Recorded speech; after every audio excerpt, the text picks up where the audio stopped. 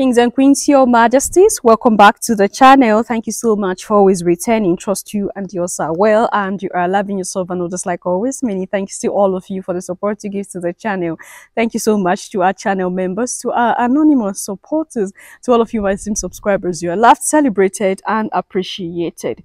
So I want us to critically look into what is happening around us and just some critical thinking about this whole thing. Africans, most especially West Africans, are now recruited to join the British Army, and we think that is just the norm. They are being recruited to join. And do you know that a lot of Africans are happy? They are running to this, applying for it, and of course they're going to pick them. They will. They will take them. A lot of Africans are serving in the British Army as it is. A lot of Africans are serving in other bodies of other military bodies around the world. They are. British Army is finally going to open its recruitment process for Commonwealth citizens to be able to enlist and to join. So from the 19th of August to the 25th of August, a 7-day window is going to be open where Commonwealth citizens will be granted the opportunity to be able to apply to enlist or to join the British Army. So if you are interested, please share this video to your friends and your followers so that they can also see it and take advantage of it. Don't be selfish. Don't keep it to yourself. So these are the roles. There are 4 main areas where they are going to be targeting, where they need people to be able to join, which is the core of army music, which is to become a musician. So if you know how to play any musical instrument, you can take advantage of that. Yeah. And number 2 is Royal Electrical and Mechanical Engineers, the REME. You don't need to have any skills or experience to be able to join the REME because they are going to train you. And number 3 is RE Technician, Royal Engineers Technician. Again, you don't need to have any skills or experience for that job. But academically, at least you should have your GCSEs, which is equivalent to your senior secondary school, for you to be able to enlist and to have certain passes in certain grades. I'm going to be adding the links to the comment section and to the caption where you can go and read more about the eligibility criteria, which is the academic or educational qualifications, also the medical and fitness qualifications that you need to be able to attain to apply for any of these 4 roles. And number 4, which is the final one, is tradesman and a paratrooper. Tradesman and a paratrooper. If you apply, they've stated categorically that if you apply for any other roles outside these job roles that they are going to be opening for Commonwealth, your application is going to be rejected. So make sure that when you are submitting application, you select any of these 4 areas or roles so that your application may be considered and maybe you will be successful, as long as you meet the educational and qualifications and also you meet the medical and fitness qualifications. I hope this blesses you and also it helps you to be able to make that particular decision whether you want to join the British Army or not. I am an army veteran and I can say that it has helped me a lot. Yeah, I fought in Afghanistan, and after that I went on to be able to do my master's, went on to do my PhD, and by God's grace I am where I am now, and I am a company director in the UK now. Why do you think there is interest of recruiting Africans to join the Western Army? And it's hardly heard of that Africans recruit the West to come join their army. Now you will say, okay, because they're a developed country, so they give opportunities to different parts of the world, different people of the world to participate or to join their army. But it's more than that. There is something I want to show you that will explain some of this thing. Remember that guy that came and said it's better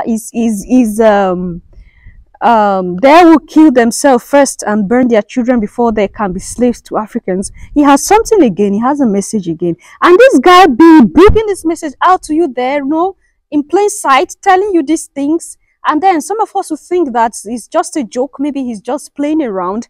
It's not playing around. Something big is coming. You may have heard that the West plans to go to war against Russia, China, and Iran. An Anglo-American alliance that tells NATO countries what to do cannot win this planned war without the support of Turkey, Saudi Arabia, India, and Pakistan. Now you know why Western countries have to support mass immigration from such countries. European and Turkish men will be expected to fight Russia. Saudi and Pakistani men will be expected to fight Iran. Indian men will be expected to fight China. And British and American men will have to fight anyone anywhere in the world, though mostly at sea and in the air. And they're trying to get as many black Africans on board as well as cannon fodder, while Russia and China are equally interested in recruiting Africans for their side. Just like the European soccer competition, we may see blacks under different European flags fight each other to death for money. And we are doing all this grandiose confusion, mainly to defend Israel, but only by sacrificing Europe, Canada, the USA, and Australia in the process. The citizens of these places will be financially plundered in order to fund the war effort, while their men are being sent off to die at the front lines. Our homelands will be transformed forever and will not resemble their former selves after the war. In the meantime, I know that many Israelis and Zionists are thinking of relocating to places like Paraguay or Argentina, in case the State of Israel does not survive this war. The leader of Paraguay recently declared that he is proud to be a Jew, and the leader of Argentina, Milei, has converted to Judaism, although I suspect he was born that way. The female president of Mexico is also Jewish, and so is the leader of Ukraine. None of this makes any sense until you realize that most Ashkenazi Jews who form the Zionist leadership cadre are originally from Ukraine, such as Netanyahu, and they see Latin America as a safe place to flee to.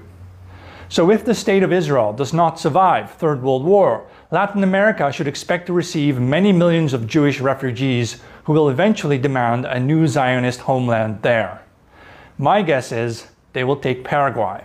I also suspect that by that time Europe will lay in ruins and hundreds of millions of Europeans may need to migrate elsewhere because food, water, and energy will not be available after the war collapses the global supply chains. Europe cannot win this war. Whether the Anglo-American bosses win or lose, Europe will be sacrificed either way. Our people should expect to greatly suffer. We should prepare for it. Europeans would do well to start moving to the countryside, because when cities get hit with shortages, they quickly turn into unlivable places ruled by violent gangs. In all this military turmoil, our only choice is to prepare to rely on ourselves again. Every superpower is building bases throughout Africa. Where are the African military bases in those countries? As I say some of these things, it's almost like it's a joke. So we need more Traores in Africa. I like Nigeria, you know. Nigeria said when the US government increased their visa to $250 to get a visa to go to the United States, Nigeria said, no worries, you also have to pay $250 if your people want a visa. But turn around and go to Namibia, I was shocked. Namibians pay about $170 to get a visa to go to the United States, but Americans, when they go to Namibia, nothing, zero, not a penny. Just come. Now guys, let's have a serious conversation here. We are the problem. What is leadership doing? Leadership is doing nothing. Some people who are abusing us, taking advantage of us, exploiting us, they are laughing at us because we are jokers. What are we doing in our parliaments? And that is why you see what's happening in Burkina Faso, what's happening in Niger, what's happening in Mali. The youth are saying, now we know. Now our eyes are open. Now we know who the real problem is. Yes, we know the enemy as the former colonizers. We know the enemy as the multinationals who are in our countries, siphoning as much as they can. Yes, we know the NGOs are nothing but wolf in sheep's clothing. Yes, we know some of the embassies are no good. They are there to make sure that the instability in our countries continue. We know all that. However, we also know that our leaders could stop it.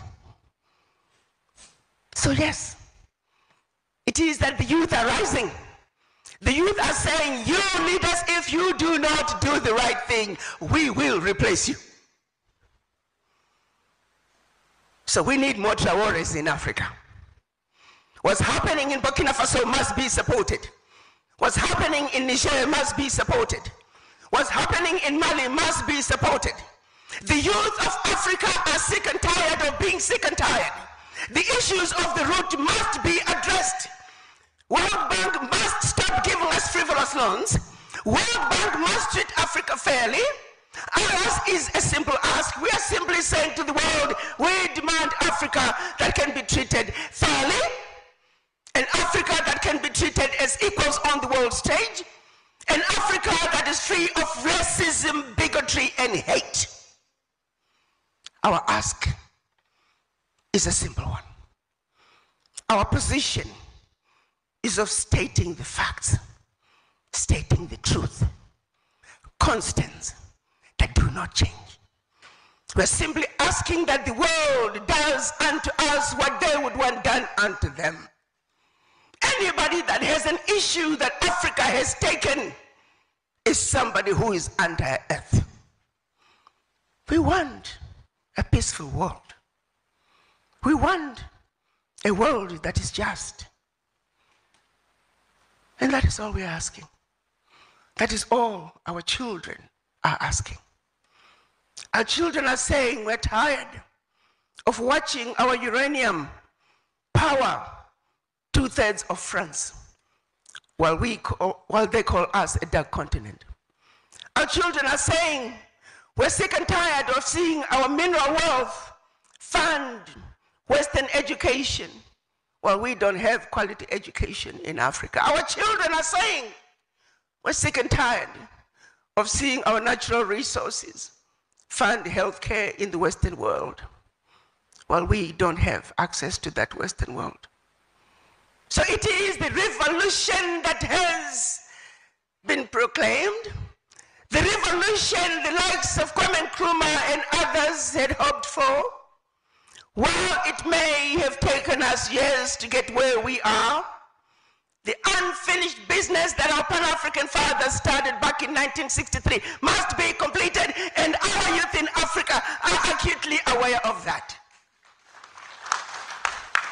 The leadership that is not awakening, the leadership that doesn't understand that imperialism no longer has room in Africa, neocolonialism no longer has room in Africa, colonization no longer has room in Africa, exploitation of Africa can no longer continue. A leader who doesn't understand that is a leader whose days are numbered. The African youth are not taking it anymore. The African youth are awakened, their eyes are open, and they're saying, you either stand up and defend what belongs to us, or we will replace you, plain and simple. The unfinished business that our Pan-African fathers, the unfinished business that Kwame Nkrumah and many others started, it must be completed, it must be finished. You and I, we have a responsibility. Youth, make us accountable as your elders. Make your leadership accountable. If your leadership is not accountable, replace them.